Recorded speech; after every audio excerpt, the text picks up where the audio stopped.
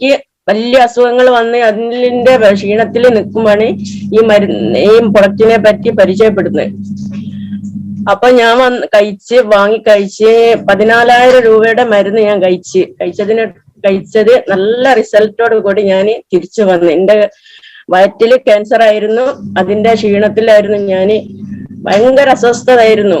അപ്പൊ ഇങ്ങനെ മരുന്ന് കഴിച്ചതിന് ശേഷമാണ് ഞാന് എണീറ്റ് നടക്കാൻ, നല്ലൊരു ആരോഗ്യത്തോടു കൂടി എണീറ്റ് നടക്കാനും ഭക്ഷണം കഴിക്കാനും എനിക്ക് കഴിഞ്ഞ്.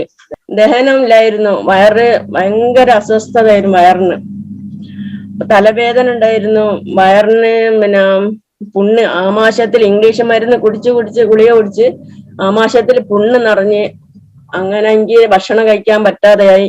ഞാൻ പാല് തിളപ്പിച്ച് ഫ്രിഡ്ജിൽ വെച്ച് തണുത്തതിന് ശേഷം കുടിക്കുക.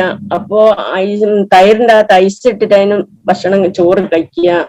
അപ്പൊ എന്തെന്നാ പറയണ്ടേ എനിക്ക് തന്നെ അറിയില്ല.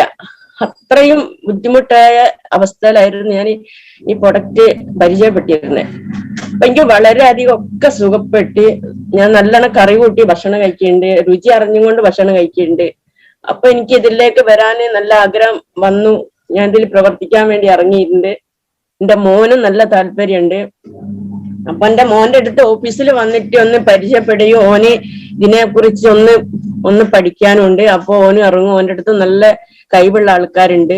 അപ്പൊ അത് എത്രയും പെട്ടെന്ന് ചെയ്യാനാണ് ഞാൻ പറയുന്നത്. ഓനായിട്ട് കാണുക, പിന്നെ മുന്നോട്ട് പോകാന്, വലിയ ബിസിനസ് ആയിട്ട് മുന്നോട്ട് പോകാൻ നല്ല താല്പര്യമുണ്ട്. അതെനിക്ക് പറയാനുള്ളൂ. എല്ലാരും വാങ്ങി കഴിക്കണം, കഴിച്ചേ പറ്റൂ. അത്രയും റിസൾട്ട് ഉള്ള പ്രൊഡക്റ്റ് ആണ്. എനിക്ക് സങ്കടം കൊണ്ട് പറയാൻ പോലും ആകുന്നില്ല, ഞാൻ അങ്ങനത്തെ ഒരു അവസ്ഥയിലായിരുന്നു. അപ്പൊ ഇപ്പൊ ഞാൻ വിജയിച്ചു.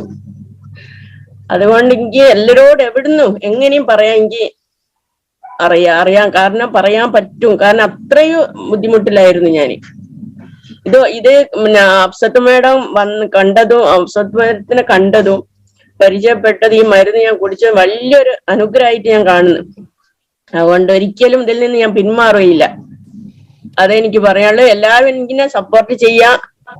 എന്റെ ബാക്കിൽ ആളുണ്ടെങ്കിൽ ഞാൻ മുന്നോട്ട് പോവാൻ തയ്യാറാണ്. ഞാനും എന്റെ മകനും എന്റെ കുടുംബം തന്നെ.